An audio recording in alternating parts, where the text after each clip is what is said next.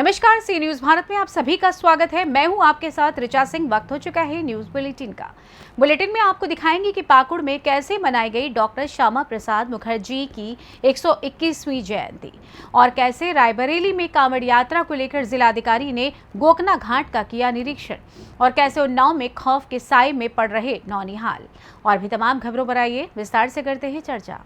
खबर अम्बेडकर नगर से है, जहां बीते दिवस थाना मालीपुर क्षेत्र अंतर्गत ग्राम खालिसपुर भटौली में एक मकान के अंदर एक महिला का अधजला शव बरामद हुआ, जिसके बाद आज ग्राम खालिसपुर भटौली के पास रेलवे ट्रैक पर एक व्यक्ति का शव प्राप्त होने के संबंध में अपर पुलिस अधीक्षक अम्बेडकर नगर द्वारा विस्तार से जानकारी दी गई। कल रात्रि में लगभग 8:30 बजे मालीपुर थाने पर सूचना प्राप्त हुई कि एक बंद मकान में एक महिला की जली हुई लाश पड़ी हुई है। जब मालीपुर थाने की पुलिस वहां पहुंची तो यह ज्ञात हुआ कि यह मकान सुरेश चंद्र प्रजापति का है और इसको घनश्याम यादव ने, जो कि अखंड नगर का रहने वाला था, उसने 3000 रुपये किराए पर लिया था। शिनाख्त कराने की कोशिश की गई। रात्रि में पता चला कि महिला भी अखंड नगर की रहने वाली है और घनश्याम यादव जो है मौके से गायब था। इस संबंध में रात्रि में अभियोग पंजीकृत कर लिया गया था और घनश्याम यादव के लिए पुलिस की दबिश पड़ रही थी। आज सुबह मालीपुर थाने को सूचना प्राप्त हुई कि रेल की पटरी के किनारे एक अज्ञात पुरुष की बॉडी पड़ी हुई है। मालीपुर पुलिस वहां पहुंची।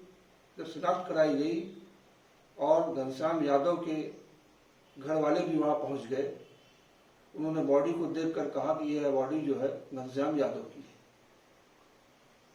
है। घनश्याम यादव की बॉडी के पास ही एक सुसाइड नोट भी प्राप्त हुआ है, जो कि फोटोकॉपी में है।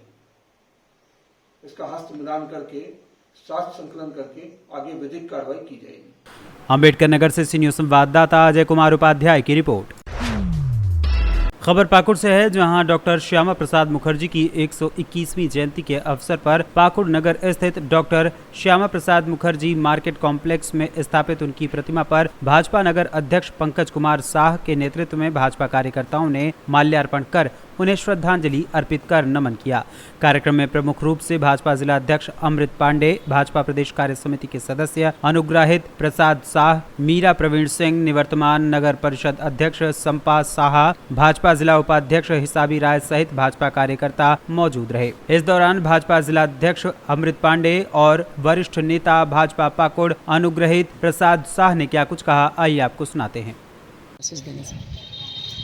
आज डॉक्टर श्यामा प्रसाद मुखर्जी, जो भारतीय जनसंघ के संस्थापक रहे और भारत माता के सच्चे सपूत, जिन्होंने देश की एकता और अखंडता के लिए अपने को उत्सर्ग कर दिया, ऐसे महान पुरुष का हम आज जयंती मना रहे हैं। और इस अवसर पर सबसे पहले हम डॉक्टर श्यामा प्रसाद मुखर्जी के चरणों में अपना शीश झुकाते हुए सब नमन करते हैं और सभी देशवासियों को, अपने भारतीय जनता पार्टी के कार्यकर्ताओं को शुभकामनाएं व्यक्त करते हैं कि हम उनके स्थापित किए हुए भारतीय जनता पार्टी के कार्यकर्ता हैं।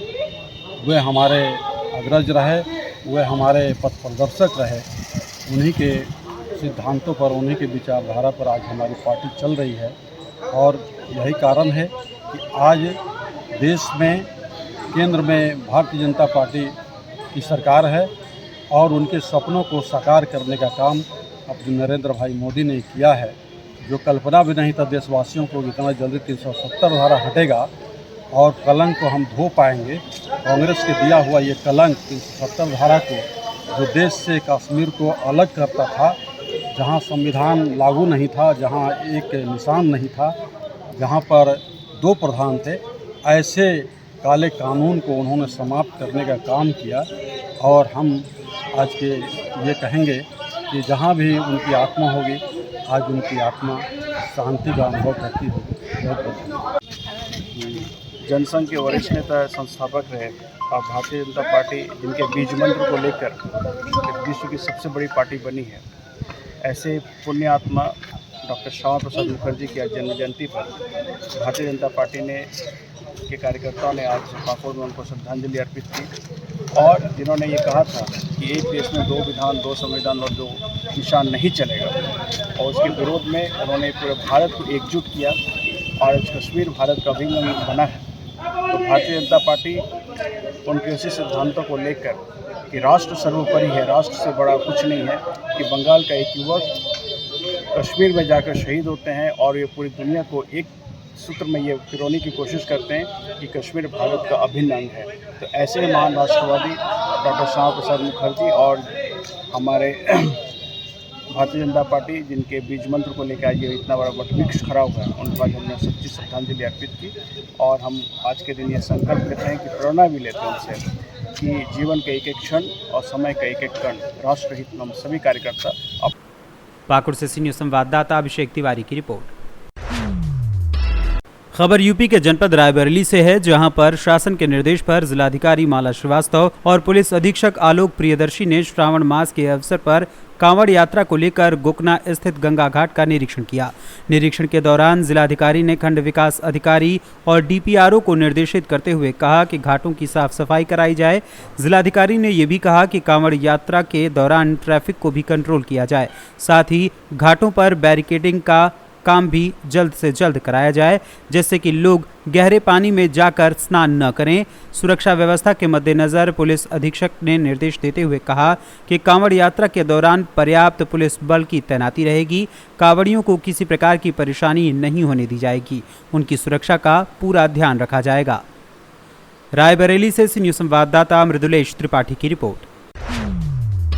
खबर बिहार के रोहतास जिले से निकलकर सामने आ रही है, जहां टॉप 10 में शामिल कई वर्षों से फरार चल रहे अपराधी सिकंदर पासवान को पुलिस ने गिरफ्तार किया है। इस अपराधी के ऊपर विभिन्न थानों में करीब 10 से अधिक मामले दर्ज हैं, जिसमें लूट, चोरी, हत्या जैसे संगीन मामले दर्ज हैं। हालांकि इस मामले में रोहतास एसपी विनीत कुमार ने बताया कि ये अपराधी रोहतास जिले के टॉप 10 लिस्ट में शामिल था, जिसे काराकट थाने की पुलिस के साथ ही एसटीएफ की टीम ने संयुक्त रूप से छापेमारी कर गिरफ्तार किया है। हालांकि इस तरह के अपराधियों को पकड़ने में शामिल काराकट थाना की महिला एसआई नेहा कुमारी व थाना प्रभारी आदित्य कुमार समेत अन्य पुलिस कर्मियों को भी पुरस्कृत किया जाएगा। अपराधी गिरफ्तारी हुई है, क्या कहेंगे?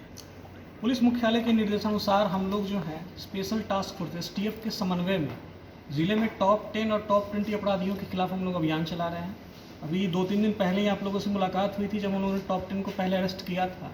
इसी कड़ी में रोहतास ज़िले के एक और टॉप 10 अपराधी को हम लोगों ने गिरफ्तार किया है। ये पुराना केस है काराकाट थाने का, केस नंबर है आपको 4717।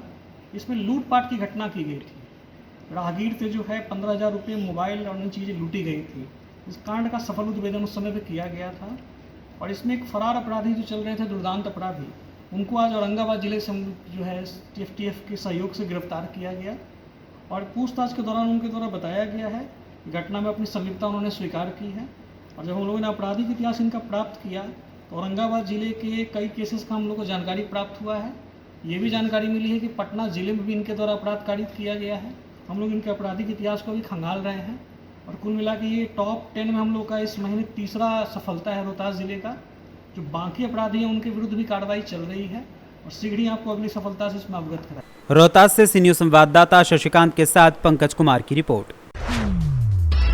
खबर उन्नाव से है, जहां जिले के करीब 3 दर्जन से अधिक परिषदीय स्कूलों के ऊपर से निकली हाई टेंशन लाइन नौनिहालों के लिए खतरा बनी हुई है, जिनमें से कई स्कूलों में बिजली के पोल पर ट्रांसफार्मर तक लगे हुए हैं, जिससे परेशान शिक्षकों को मध्याह्न भोजन में बच्चों की निगरानी करनी पड़ती है। नौनिहालों पर मंडराते इस खतरे को देखते हुए जिले के पूर्व बीएसए संजय तिवारी ने बिजली विभाग के अधिकारियों को कई पत्राचार भी किए, लेकिन कोई कार्यवाही नहीं की गई, जिसके पश्चात बेसिक शिक्षा निदेशक ने बीएसए को पत्राचार कर बिजली विभाग के अधिकारियों से संपर्क कर स्कूलों के ऊपर निकली बिजली लाइनें हटवाने के निर्देश दिए हैं। उन्नाव से सी न्यूज़ संवाददाता सुशील कुमार की रिपोर्ट। फिलहाल न्यूज बुलेटिन में बस इतना ही। देश दुनिया की तमाम खबरों की जानकारी के लिए देखते रहें सी न्यूज़ भारत। हर खबर आपके साथ, आपके हाथ।